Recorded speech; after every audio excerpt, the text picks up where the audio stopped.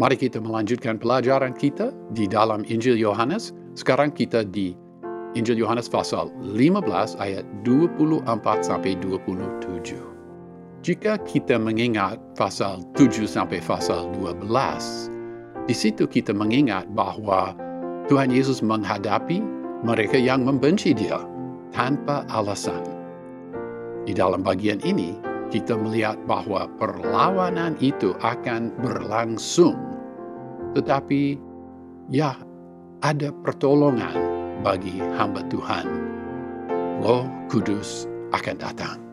Pasal 15 ayat 24. Sekiranya, dan itu kata sekiranya aku tidak melakukan pekerjaan di tengah-tengah mereka seperti yang tidak pernah dilakukan orang lain, mereka tentu tidak berdosa. Tetapi sekarang, walaupun mereka telah melihat semuanya itu, namun mereka membenci baik aku maupun Bapakku. Apa yang dikatakan di dalam ayat 22 mengenai perkataan Tuhan Yesus Kristus dikatakan di sini mengenai perbuatannya. Apa yang dikatakan mengenai kebencian mereka terhadap Tuhan Yesus Kristus dan Allah Bapa di dalam ayat 23 diulangi di dalam ayat ini.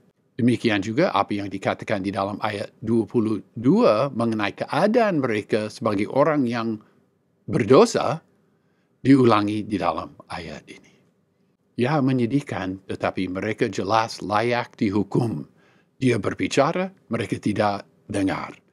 Dia melakukan tanda-tanda, keajaiban-keajaiban, tetapi mereka tidak percaya.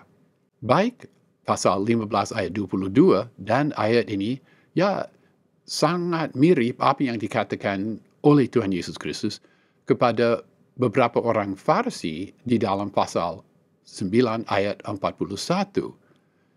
Sekiranya kamu buta, kamu tidak berdosa, tetapi karena kamu berkata, kami melihat, maka tetaplah dosamu.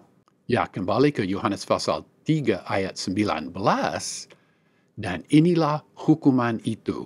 Terang telah datang ke dalam dunia, tetapi manusia lebih menyukai kegelapan daripada terang, sebab perbuatan-perbuatan mereka jahat. Pernyataan itu jelas, benar, dibuktikan benar. Pasal 3, terang telah datang ke dalam dunia. Pasal 15, ia telah melakukan pekerjaan-pekerjaan di tengah-tengah mereka. Pasal 3, manusia lebih menyukai kegelapan daripada terang. Pasal 15, mereka telah melihat semuanya itu, namun mereka membenci baik aku maupun Bapakku. Pasal 15 ayat 25, tetapi firman yang ada tertulis dalam kitab Taurat mereka harus digenapi. Mereka membenci aku tanpa alasan. Jika saudara membaca dalam bahasa Yunani, saudara membaca sesuatu yang kira-kira ini, tetapi supaya dipenuhi firman yang ditulis dalam hukum Taurat mereka, bahwa mereka membenci aku tanpa alasan. Kebencian mereka dinubuatkan di dalam firman Allah. Dan kebencian itu bersifat ironis. Di dalam pasal 1 ayat 11 kita membaca, ia datang kepada milik kepunyaannya, tetapi orang-orang kepunyaannya itu tidak menerimanya.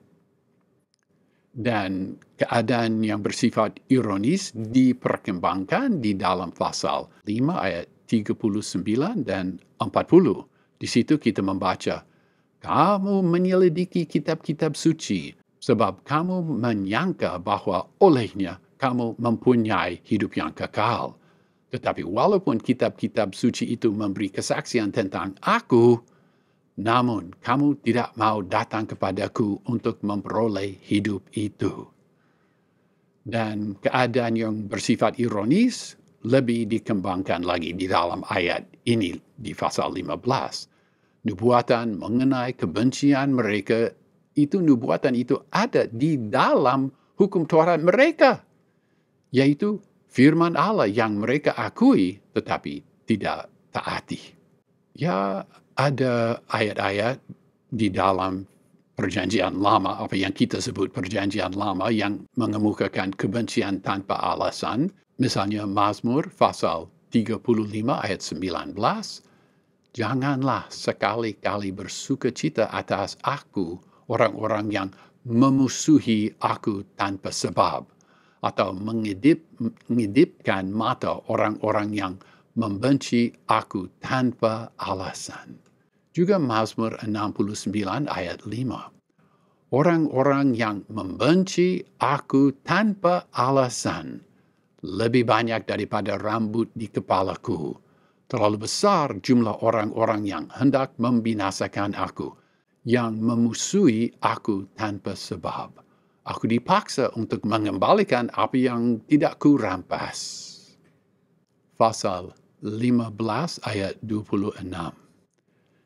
Jikalau perantara, yaitu Parakletos, yang akan kuutus dari Bapa datang, yaitu roh kebenaran yang keluar dari Bapa, ia akan bersaksi tentang aku. Ya, firman yang agung mengenai kedatangan Roh Kudus di sini diceritakan di dalam konteks kebencian dunia. Mereka, para rasul itu, mereka akan menerima bantuan besar di dalam perlawanan itu yang akan mereka alami. Ada nubuatan mengenai kedatangan Roh Kudus. Ada pasal 14 ayat 26.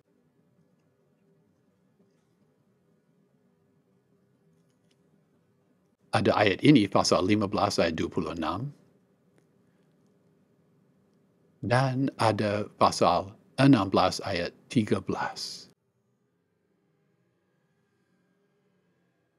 Ketiga nubuatan ini dapat dipahami supaya menceritakan bantuan Roh Kudus, komunikasi Roh Kudus yang dia berikan kepada semua orang percaya, atau juga dapat dipahami sebagai bantuan yang Roh Kudus telah berikan kepada para rasul pada waktu mereka berkhotbah, berfirman, melayani, dan menulis, ya, banyak dari perjanjian baru.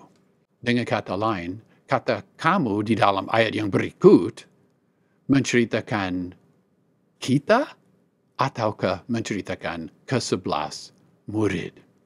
Di dalam ayat yang berikut, kata kamu merujuk pada mereka yang bersama Tuhan Yesus Kristus dari semula. Kita, orang percaya pada abad ke-21 ini, kita tidak beserta Tuhan Yesus dari semula, tetapi ke-11 murid itu, mereka beserta Tuhan Yesus dari semula. Ini memberi kesan yang kuat bahwa mereka yang menerima pelayanan Roh Kudus yang diceritakan di sini adalah ke-11 murid dan bukan kita pada masa ini. Kesimpulan yang sama juga nyata di dalam pasal 14 ayat 26, dialah yang akan mengajarkan segala sesuatu kepadamu dan akan mengingatkan kamu akan semua yang telah kukatakan kepadamu. Tuhan Yesus tidak membicarakan hal-hal ini kepada kita, tetapi kepada ke-11 murid. Dan Roh Kudus akan mengingatkan mereka, bukan mengingatkan kita, mengingatkan mereka mengenai apa yang telah mereka dengar dari Tuhan. Ya, jadi rupanya ketiga nubuatan ini mengenai kedatangan Roh Kudus dan pelayanan Roh Kudus membicarakan pelayanan Roh Kudus terhadap ke-11 murid.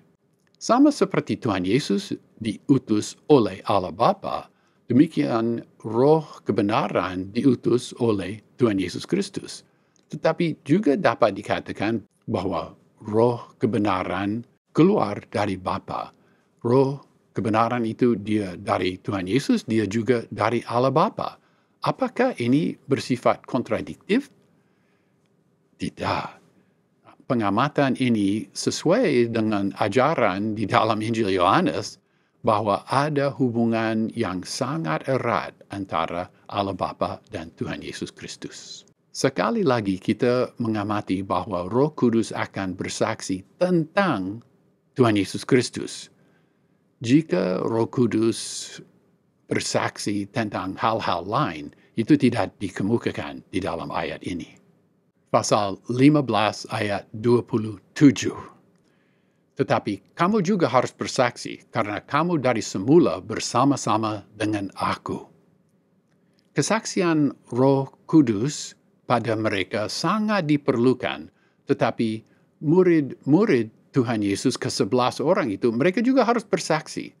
Di dalam Kisah Para Rasul pasal 1 ayat 21 dan 22, kita melihat bahwa para rasul sendiri memahami bahwa sebagai orang yang bersama Tuhan Yesus dari semula, mereka harus bersaksi. Saya membacakan Kisah Para Rasul pasal 1 ayat 21 dan 22.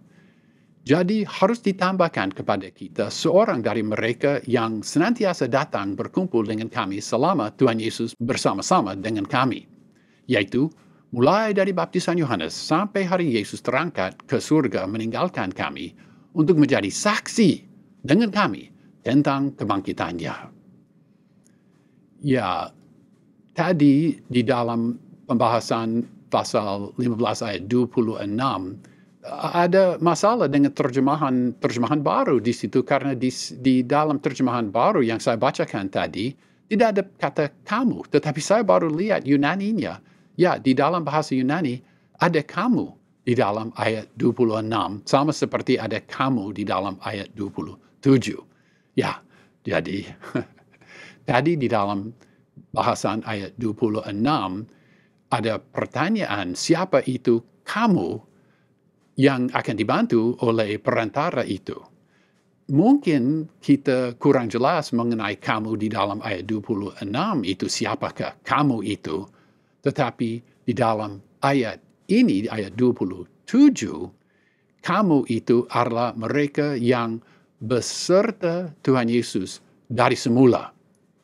Ya, ke-11 murid, mereka akan menerima pertolongan besar, tetapi mereka juga punya kewajiban, suatu peranan yang harus mereka lakukan. Sebagai saksi mata, mereka wajib harus memberi kesaksian mengenai apa yang telah mereka lihat. Ya, oleh karena kita memiliki kesaksian tertulis mereka, yaitu sebagian dari perjanjian baru, kita mengerti bahwa mereka melaksanakan peranan itu dengan baik. Renungkanlah keempat Injil yang kita miliki. Matius, dia rasul dan saksi mata. Dia menulis Injil Matius. Markus, dia bukan saksi mata dari seluruh itu, tetapi rupanya Markus sendiri melihat sebagian dari apa yang dia tulis di dalam Injil Markus. Dan ada sarjana yang berkata bahwa Markus menulis Injil Markus dengan bantuan dari Rasul Petrus yang adalah saksi mata. Lukas, dia bukan saksi mata. Yohanes, dia rasul dan dia saksi mata. Ya, ringkasanlah. Dari satu segi, mereka yang melihat keajaiban-keajaiban yang Tuhan lakukan, seharusnya mereka tidak membenci dia, tetapi mereka membenci dia. Dari segi yang lain, Roh Kudus datang dan didukung oleh Roh Kudus, ke-11 murid akan bersaksi pada dunia yang membenci mereka, membenci Tuhan Yesus, dan membenci Allah Bapa. Perlawanan yang telah kita lihat di dalam pasal 7 sampai pasal 12 akan tetap berlangsung.